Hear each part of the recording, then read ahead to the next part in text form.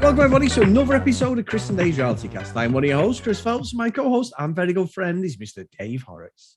Hey there, Chris, and hello to our listeners out there. Welcome to Chris and Dave's Reality TV Cast.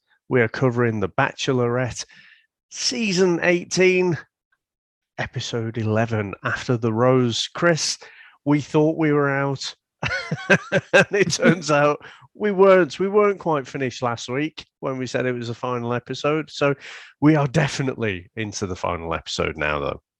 Thank God. Absolutely thank God, Dave. Yeah, that ruined my Christmas, Lorraine, when you told us that. After the final rose, this episode's called. But look, this was an episode too far. We didn't need to see the same stuff we saw in episode 10. All we got was a little bit more meat on the bones of Nayte and Michelle.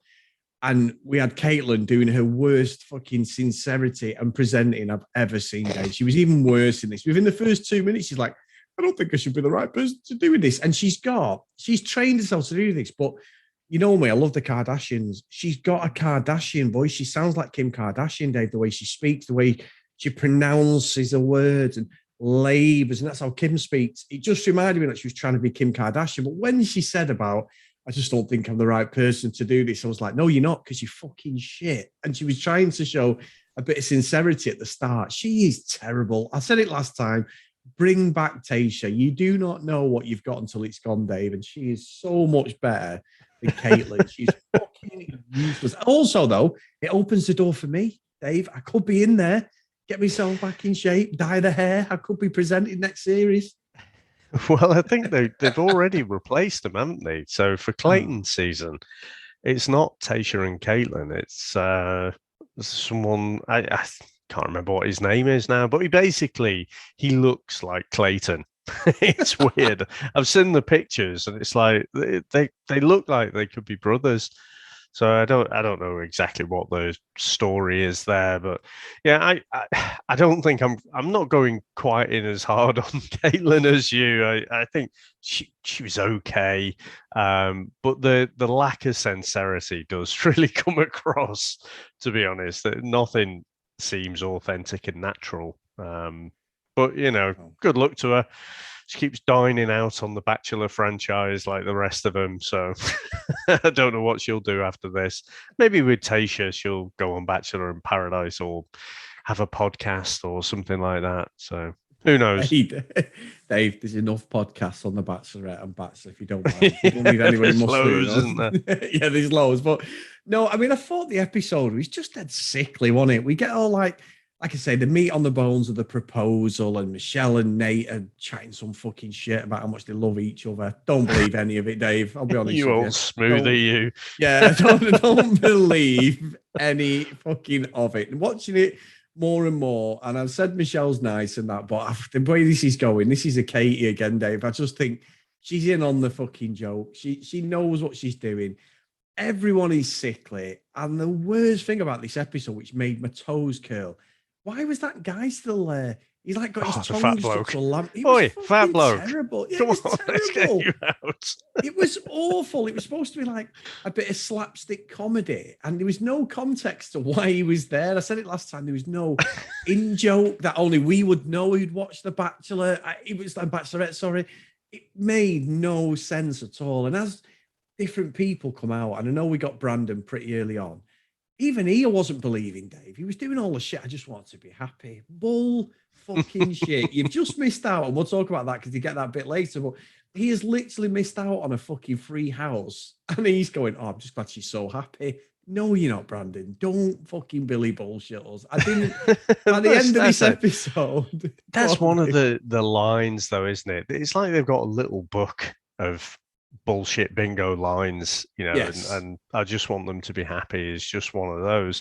I mean, I'm not sure how much I was buying Brandon, but what do you think about that defense, if you like? You know, because he seemed like he was a bit confused and a bit like us, really, when we were watching that final episode. And it's like, well, all of Michelle's questions are aimed at Nayte, really, all of the doubts. Whereas with Brandon, there weren't any there. So he was keen to understand, you know, what was going on there. And I felt like her response to that was pretty weak. You know, he was saying, why did you tell me you love me if, ultimately we weren't going to be together? And she was saying about how, she didn't think it was possible to be in love with two people. And how much did you buy that? None. Not one bit, Dave. Because there was a line that Brandon said, which got me alarm bells going when we're all just being played as usual on this show. And he just said, I'll always love Michelle, always. Unfortunately, I don't think it would be respectful to love her in that manner anymore. I want her and Nayte to be truly happy. And it's like, if you love somebody, you can't switch that on and off, can you, Dave? Your feelings for that person, no matter how far away you could love them distantly, but you know they're unreachable or whatever. I just don't believe that. He can move on, and yes, he's got to say that though, hasn't he? No, even though his feelings aren't turned off, he's kind of got to say it, so he kind of lets Michelle off the hook a bit there, doesn't he? He's like, yeah, I just want them to be happy, while Nayte's plowing her. I'm just happy that they're having a great sex life and everything. I'll just cry in the corner. He's just trying to put a brave face on. So I don't think anything of what he was selling, I wasn't buying. But, I don't think he can say much else in that position. Well, I agree with that, because it's the Bachelor Nation 101. You've got to say the thing. The reason I don't buy any of it is because ultimately this is his pitch to become the Bachelor. So the way he said, I'm going to not love her that way, to me says that he's got the nod that he's going to be the Bachelor down the line. I think he's going to be a good Bachelor, but it's too obvious, Dave, to me. This is like the playbook. Obviously, we've got Clayton series, but I wouldn't be surprised if they did what they did with Tayshia, with Michelle and Katie, where they said these are the next two bachelorettes or bachelors, and Brandon pops up, Dave, because he did nothing wrong. He was sincere. He said he loved her. Oh, he was sincere on the show. As I've watched it, I don't believe any of it. But if you all want to stay within that incestuous world of the Bachelor Nation, you have to do this sort of thing. You're right. Absolutely correct, Dave. It's great to watch, because I'm just like, I bet he comes off the fucking thing. And it's like remember in Police Story or Naked Gun, when Leslie Nielsen goes to the toilet and he's having a piss or something, you can hear everything. Or like, you hear it when someone leaves the mic on and they're slagging everyone off. I bet he's in the back going, fucking Nayte's a cock. And why the fuck did you pick Michelle? With Michelle picked Nayte, you stupid fucking woman, and all this, Dave. On the camera's like, oh, I'm so pleased for it.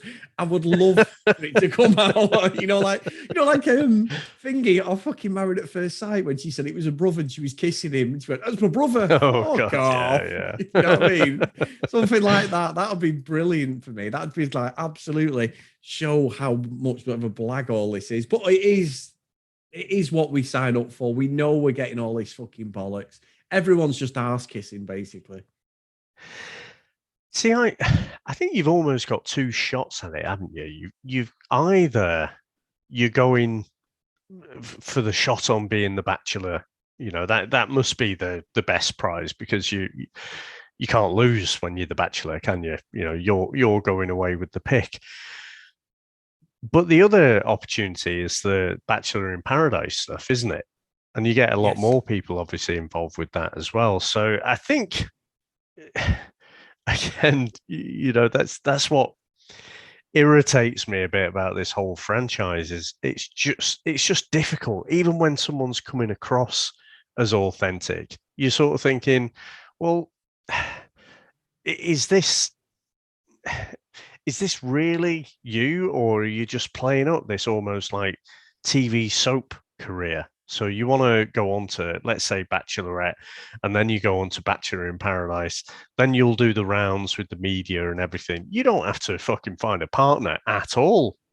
There's so many, Z-list celebrities churned out of this franchise. It just, I don't know. It just makes me question any of them. Yeah. I'm with you. And I think as it went on, Dave, the most insincere person out of the three that we saw today, I thought was Nayte. What the fuck was he going on about? About listening to a song and not you being your favorite song the first time, but when he had the first one-on-one date, and he was saying, he just kept going back to that. You like the song. It's not your favorite song the first time. And I was like, it's just this word soup. And he kept repeating it. And I just, it just didn't come across very authentic to me. No, none of it. And I think when they were like Michelle was chatting to him about the love, and there was some physical stuff there. I do believe they've got a great physical chemistry, Nayte and her. Definitely, Michelle certainly have. There was touching. He was, what you would do. He's reassuring her, all that. I do believe there is a physical attraction, but I don't ultimately believe that at the end. I think what's happened with him is when they said you've got this house, I think he was like, holy fuck, I've got to stay a bit longer now because that money they got was unbelievable. It was unheard of. Caitlin had bigged it up. I was expecting some like, we've treated you a holiday to Hawaii again or something like that. And it wasn't. I mean, that is a lot of money, Dave. I mean, there must be some agreements in place that they don't keep it for a couple of months and then sell up and split the cash or something. There's got to be something there. If that's even really what happened, maybe they've rented the house out for him and they're going to do a spin-off show. I said at some point there has to be a spin-off show of the couples. Maybe there has been in the past. I don't know because we're new to the franchise really, but it would make perfect sense for Michelle and Nayte to be the first couple to have a real go at like a Kardashians fly on the wall thing. So is that why they've done that? Is there I'm predicting it now. I'm talking myself into it, Dave. Sorry, go on. I mean, there's more. Let's face it, Chris. Wouldn't you want to see Claire and Dale? Wouldn't you want to see Claire throwing fucking furniture at him and stuff? You would think they're not very entertaining, are they? And no. I know the ratings were down, weren't they, on Michelle's season? So I don't see why they would be the first ones to have an actual series that's on TV. Like you say, any of these couples can set themselves up on YouTube, like the Love is Blind couple you mentioned last week. But yeah, I think it's a stretch to think these are going to go on and do a TV show together. But in the series that we've covered, I don't recall anyone else getting a massive check to put towards a house. No, and that's where I'm thinking there is a reason for that, Dave. This is just, Dave, look, at the end of the day, the reality radar is 100% correct every single episode. I am putting it out there on the line to say that is why they do not do these things for nothing. Because are they going to give a house away every single series? I don't think so. I'd be amazed if they start doing that. I would actually be amazed, but I think for Clayton's season, Chris, they're going to have to give away a lot of houses from the preview we got for the next season. And I have to say, Chris, I did appreciate this after the rose ceremony was quite short. So that's one of the things I did enjoy about the episode. Very little apart from that I took away, apart from, like you say, how fake everyone is. But the best bit of the episode for me was seeing the preview for Clayton's season, and they did it again, Chris. They fucking done it again, where I'm so done with the end of the season. I'm like, oh, fuck this. And then it's like, it looks like he's telling everyone that he loves them. And it just looks like it's going to be a great, great car crash. So must admit, kind of looking forward to that season now. Yeah. Well, we're going to be covering it pretty soon, aren't we? So we're going to have to get watching and everything. But I will say, I never thought I would come away from this episode feeling sorry for Clayton, Dave. But you know what? I did. And I'll tell you why. This show, we know all the stuff with fucking, what's he called? Chris Thingy, the old presenter. Chris Harrison. Chris Harrison, he was a disgrace, all that. He got booted off, and quite rightly, for not being, basically not reading the room. It was a disgrace what he did, and the support and everything was awful. And he quite rightly lost his job. However, I've seen this a couple of times now where, did you find any of that funny with Clayton? Because I felt like she said, I'm doing a Jimmy Kimmel type thing with you. And you can see Clayton, who was a bit like Matt from the other Bachelor season, where he was literally, he's only good if he's getting direction. If he's got to ad lib something, he's fucked, basically, which is when they're doing the normal Bachelor, they can control the narrative. The producers can tell him where to stand, what to do. We want you to do this and act it up. As soon as Caitlin said, we're going to do this, he fucking looked at her like, oh my fucking God, what are you going to do to me?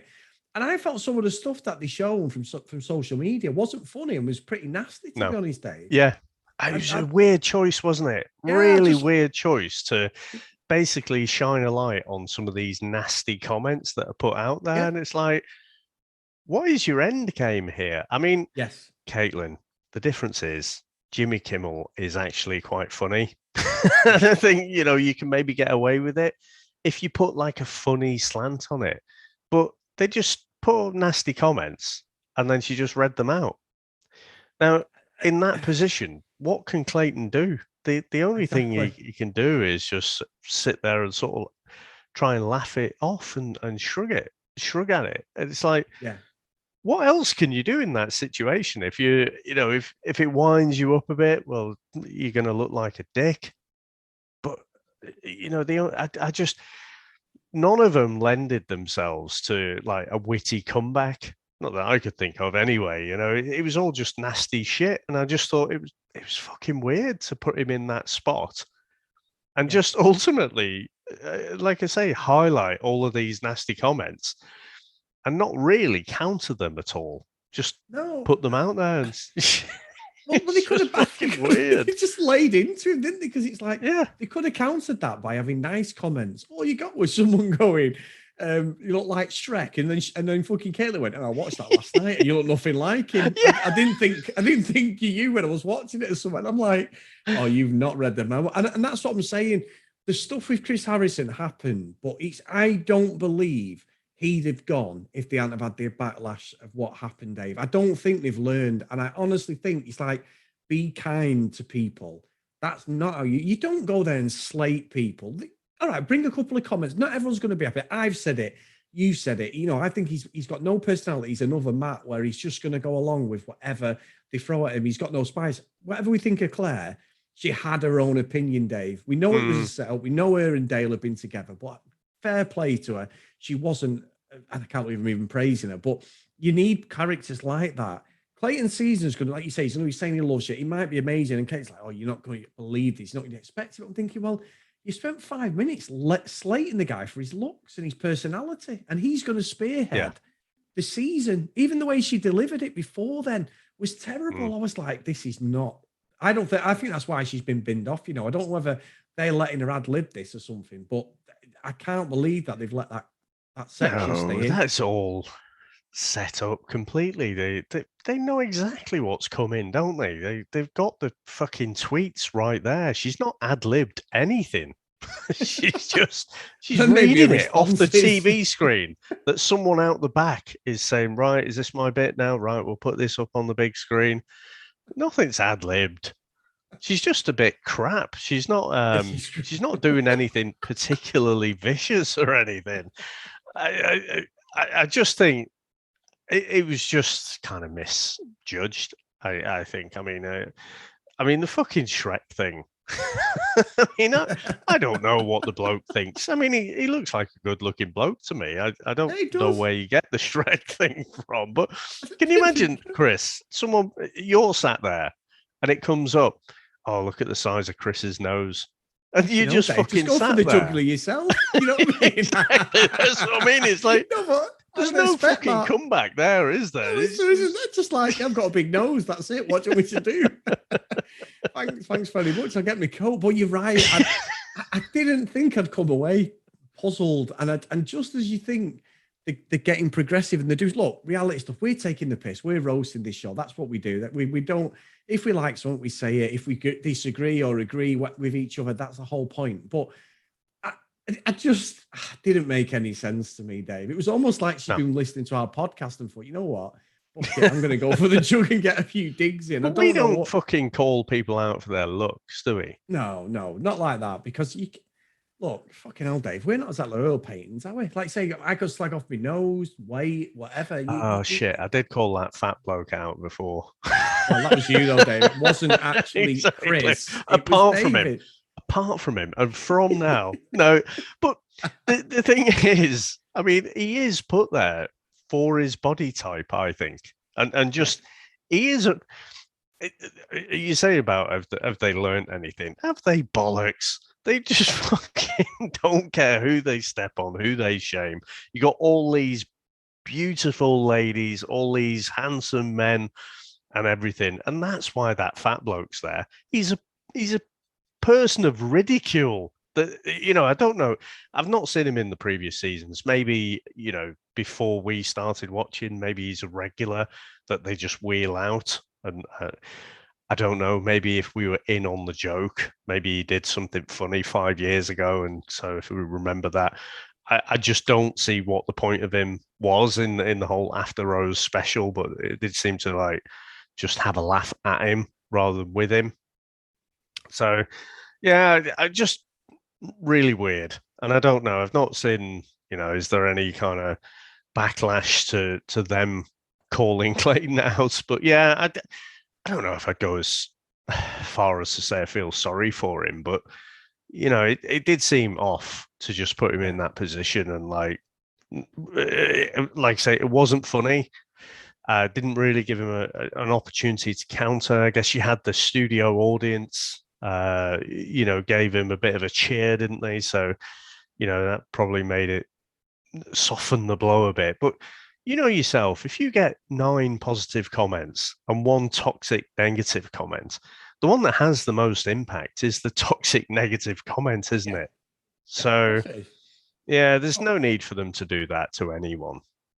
No, and I think you're right. Look, as friends, me and you rip the fuck out of each other, whatever. And I'm sure you do it with some of your other friends. I do it. The lads at work, it's just, all bets are off, Dave. Someone puts a bit of weight on or something, and that's it, isn't it? Like, someone says, "Do you want to go for a breakfast?" And I was like, "Well, I think you need to lay off and all this." You'll get comments like that. They'll get comments of people there's plenty of people I work with who are fucking very difficult to get their hands out of the pockets, and stuff like that. So you'll have like jokes about that. There's always that stuff between friends. I mean, we can all say we live in a progressive world. That's genuine banter, though, isn't it? Exactly. We live in this world where genuine jokes between friends are not allowed to be said in the public domain. If you're on TV or whatever, like if we ever made it famous, we're fucked, Dave, because with this show, like laughing, joking aside, but it's true. You cannot, and you're right. It's banter between friends and jokes and stuff.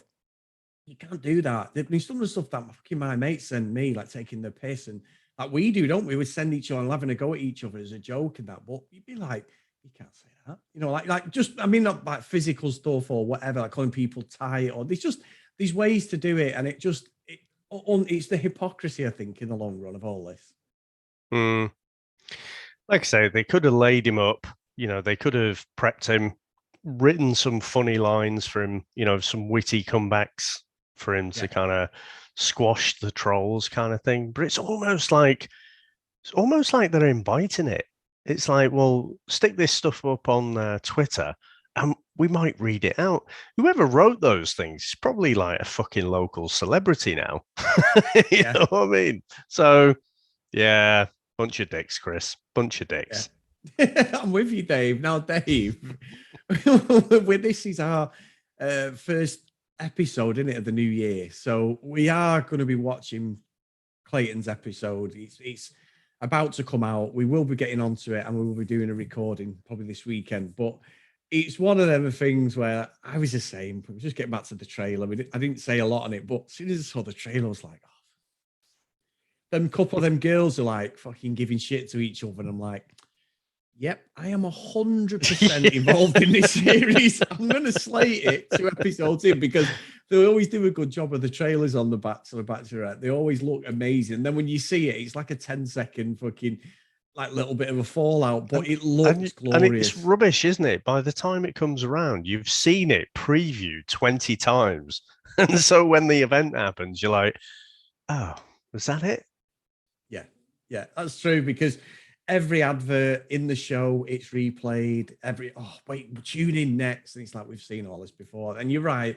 But, Dave, we're in. No matter what you say, we're in. And that's as far as we're going to go at the moment. But we've got this. We've got Mass Australia coming up, Dave, at the end of January. Fucking amazing. I cannot wait. Yep. So it should be a good year. I'm pretty sure. Everyone's... definitely. Well, it seems everyone's coming down with COVID, including yourself. Yes. and plenty of other people I know. But it seems like, after that initial lockdown in 2020, it seems like all the dating shows, the reality dating shows, have got their protocols in place and everything. So, as well as Bachelor, as well as Maths, I'm sure we'll have plenty of others to get our teeth into in 2022. Exactly. No, it's good stuff, Dave. And having COVID, which is the first time I've had it in 2 years, I thought I was immune. And now everyone in the family's got it because of we all went out Christmas Eve and somebody had it, didn't tell us, and just was like, oh, I want to go out. Now everyone's got it, Dave, but that's for another podcast. Oh, I bet they're popular. Oh yeah, 100%. But I couldn't have timed it any better in respect of work, because just after New Year gets me positive test. I'm gonna have to have another week off work, Dave. And think, don't get me wrong, terrible. I have been bad for a few days. I have been bad. I'm no bullshit. I have, but I won't wish it on anyone. But however, there is always a silver lining to these things. So anyway, that's all I'm going to say. Let's not drop myself in it even more. So if you want to contact the show, guys, on social media at CD Realitycast, if you want to email us, cdrealitycast@gmail.com. And if you do want to support us some more, and we thank everybody, I say it every episode, who supported us past and present, we have a Patreon, patreon.com/CD Realitycast. So today's roll call of honor is Kent Gustafson, Lucky Lulu Green, Lauren, Susan, Priscilla, Dee Dee, Katie, Libby, Helen, Joanna, Zoe, Amy, Noreen, Brianna, Helen, Keith, and Michelle. So thank you so much, guys. It's really, really good here. And I say it every time, but me and Dave really appreciate it. It's so humbling. And Dave, we're going all in, my friend. So it's game on, and we will see Clayton on the other side. Absolutely. And I think we'll get about 3 episodes, won't we, before Maths Australia starts. And then we'll just make a judgment call on seeing how good the Clayton season is. Because we said, didn't we, New Year's resolution, we're not going to do 2 seasons concurrently, but, we're a bit shit at resolutions, aren't we? So let's see how we go. What we're not doing is fucking 3, Dave. We probably could definitely 2. Definitely not. We're not doing 3s, but if we'll see. But either way, because the thing that really, and we know the result of it, but the thing that it's not like us to do that. But when we took on too much last summer, we didn't finish Katie's season off, did we? Because we just had too much on, and I don't want to do that, because I know there's plenty of people who listen who love the Bachelor and Bachelorette and love our stupid responses to all this. So we've both said this, haven't we? If we can do both, we will do it, but we will do that judgment call just in case, our real jobs get in the way of this thing. Yeah, fucking annoying, isn't it? Mortgages and stuff. Family and everything. They don't understand, Dave. But no, absolutely brilliant, mate. And I'll see you next time. Thanks a lot, mate. And thanks to everyone out there for listening. And we'll speak to you next time for Clayton's episode 1.